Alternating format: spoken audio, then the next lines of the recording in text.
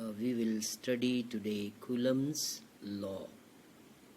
If the charges are opposite as shown in this figure, then there is attraction between them, and if the charges are same, then there is a force of repulsion between them.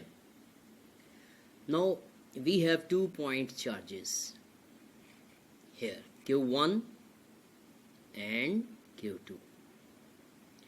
Then according to Coulomb's law, there is force of attraction between these 2 point charges denoted by F, and the distance between their centers is denoted by R.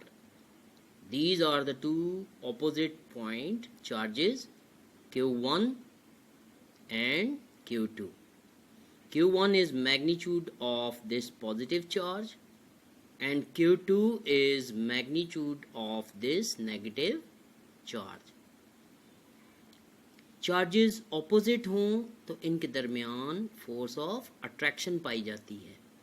अगर charges similar हों, दोनों positive हैं या दोनों negative हों, तो फिर force of repulsion पाई जाती है. अगर चार्जेस में से किसी एक का मैग्नीट्यूड या दोनों का मैग्नीट्यूड ग्रेटर हो तो फोर्स ऑटोमेटिकली इनके प्रोडक्ट के डायरेक्टली प्रोपोर्शनल होने की वजह से ग्रेटर होगी. फिर देखें, अगर पॉजिटिव चार्ज क्वांटिटी में ज़्यादा हो या नेगेटिव चार्ज क्वांटिटी में ज़्यादा हो, तो इन दोनों चार्जेस का प्रोडक्ट यानी इन दोनों की क्वांटिटीज़ को मल्टीप्लाई करें तो ग्रेटर क्वांटिटी आएगी. तो कूलम हमें यही बताता है कि अगर दोनों चार्जेस Q1 Q2 का प्रोडक्ट ग्रेटर होगा तो फोर्स भी प्रोपोर्शनली ग्रेटर होगी. इसका एक्सपेरिमेंट आपके सिलेबस में नहीं है, ये हायर क्लासेस में आप इसका एक्सपेरिमेंट देखेंगे कि प्रोडक्ट अगर पॉजिटिव नेगेटिव चार्जेस के ग्रेटर हों तो फोर्स ग्रेटर होगी. इसी चीज़ को हम सिंबॉलिक फॉर्म में यूं लिखेंगे कि प्रोडक्ट अगर ग्रेटर है, दोनों को मल्टीप्लाई करें, अगर प्रोडक्ट ग्रेटर आए तो फोर्स ग्रेटर होगी. सिंबॉलिकली हम लिखेंगे F अल्फा Q1 Q2, यानी F is directly proportional to product of these two charges. दूसरी बात कि अगर इनके दरमियान डिस्टेंस ज़्यादा होगा, एक दूसरे से दूर होंगे, तो फोर्स ऑफ अट्रैक्शन ज़ाहिरी सी बात है कम हो जाएगी. मसलन आम लाइफ में मकनातीस किसी लोहे की कील के करीब हो तो मकनातीस की फोर्स ऑफ अट्रैक्शन ज़्यादा होगी. अगर मैग्नेट को लोहे की कील से दूर कर देंगे तो फोर्स ऑफ अट्रैक्शन कम हो जाएगी. बिल्कुल इसी तरह जब पॉजिटिव नेगेटिव चार्जेस एक दूसरे के करीब होंगे तो फिर फोर्स ऑफ अट्रैक्शन ग्रेटर होगी. अगर दूर होंगे तो फोर्स ऑफ अट्रैक्शन लेस होगी. इसी चीज़ को हम सिंबॉलिकली यूं लिख सकते हैं, F अल्फा 1/r², यानी F is inversely proportional to square of the distance between their centers.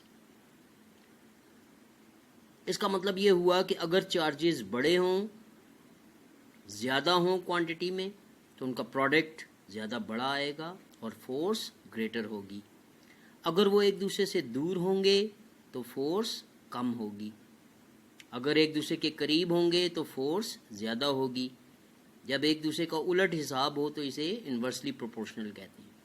So we will say, according to Coulomb's law, force is directly proportional to product of the quantity of the charges and force is inversely proportional to the square of the distance between their centers. Combining both these relations and converting into equation, we get, ये दोनों को combine किया आपने, we got F is equal to K Q1 Q2 by R square. What is K? K is constant of proportionality. Here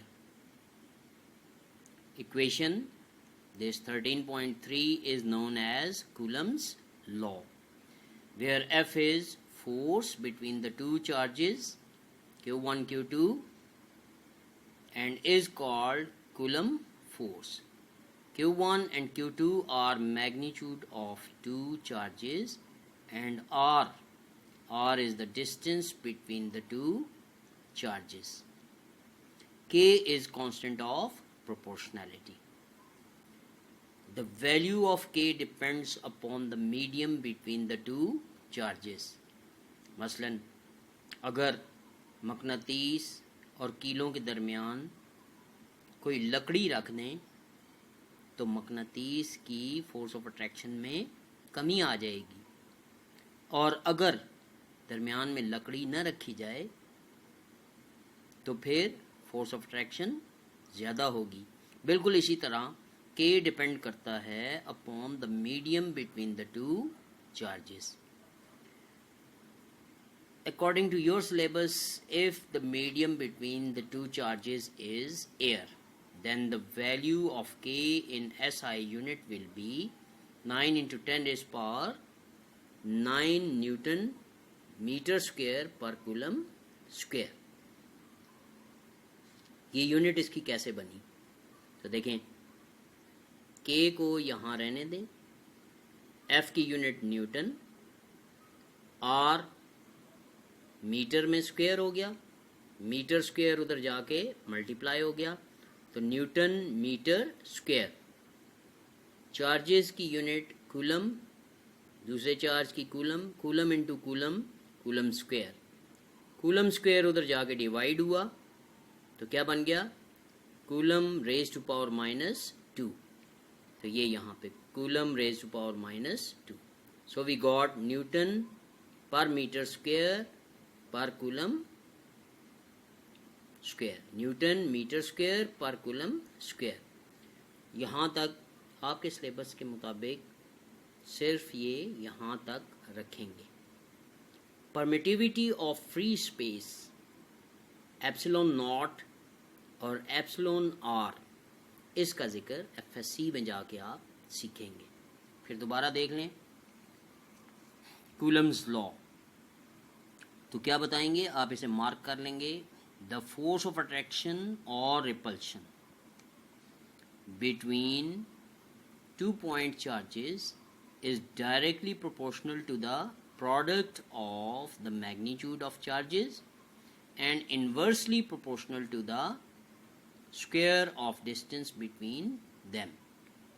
यानी अगर product ज़्यादा होगा तो फोर्स ज़्यादा होगी, और अगर डिस्टेंस उनके दरमियान ज़्यादा होगा तो फोर्स कम होगी. ये इन्वर्सली प्रोपोर्शनल और ये डायरेक्टली प्रोपोर्शनल. दोनों को जब कंबाइन करें तो we get this relation, F is equal to K Q1 Q2 by R square, and this equation is known as Coulomb's law. अब आपने बता देना है कि इसमें ये वेरिएबल जो यूज़ किए हैं उनके नाम क्या हैं. मसलन F is force, Q1 Q2 are charges, magnitudes of two charges, R is the distance between the two charges. ज़्यादा बेहतर होता है आप अगर यूँ कहें R is the distance between the centers of the two charges, and K is constant of proportionality. और K depend किस पे करता है? जो इन चार्जेस के दरमियान मीडियम यूज़ करते हैं. आपके सिलेबस में, आपके 9th-10th के सिलेबस तक हम सिर्फ इसमें बात क्या करते हैं कि मीडियम क्या यूज़ हो रहा है? Medium is air. Then the value of K is 9 into 10 raised power 9 newton metre square per coulomb square. ये शॉर्ट सा कूलम्स लॉ आपके सिलेबस के मुताबिक है। इसमें कोई एक्सपेरिमेंट डिस्क्राइब नहीं करना, सिर्फ आपने इलस्ट्रेट करना है। इलस्ट्रेट का मतलब है सिर्फ डायग्राम बना के आप बता देंगे। हायर क्लासेस में जाएंगे तो इसको पूरा एक एक्सपेरिमेंटल तौर पे आपने प्रूव भी करना होता है। That's all.